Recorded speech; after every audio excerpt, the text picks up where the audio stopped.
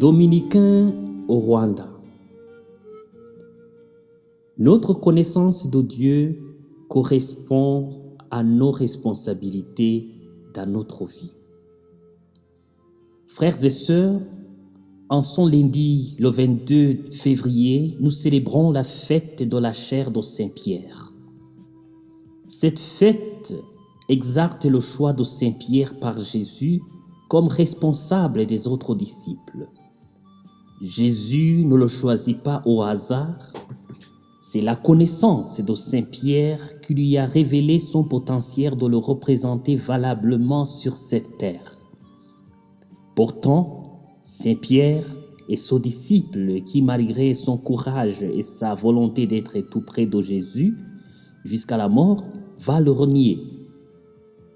Heureusement, il s'est converti. En fait, dans l'évangile du jour, à Matthieu, Jésus veut évaluer le niveau de connaissance de la foule et surtout de ses disciples sur son identité. Certains pensaient qu'il était Jean-Baptiste et les autres croyaient qu'il est le prophète Élie ou un nouveau prophète. Mais Simon-Pierre lui révèle qu'il est le Fils du Dieu vivant.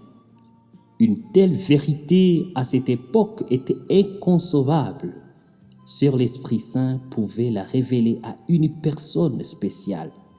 C'est pour cela que Jésus lui confia la clé du royaume des cieux.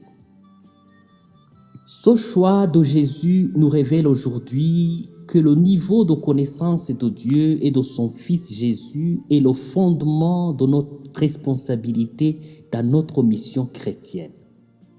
Autrement dit, notre connaissance et nos talents nous donnent la responsabilité envers Dieu et envers les autres.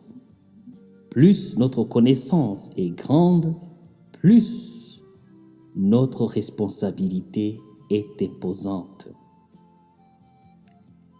Alors si Saint-Pierre a la clé du royaume des cieux, quelle est la clé de notre responsabilité? Qu'est-ce que notre connaissance, notre expérience nous révèle de Dieu? En quoi cela nous engage dans notre société, dans notre famille, dans notre vie? Pendant ce temps de carême, nous avons la clé d'ouvrir nos cœurs pour donner la joie, le pardon, la justice et la paix.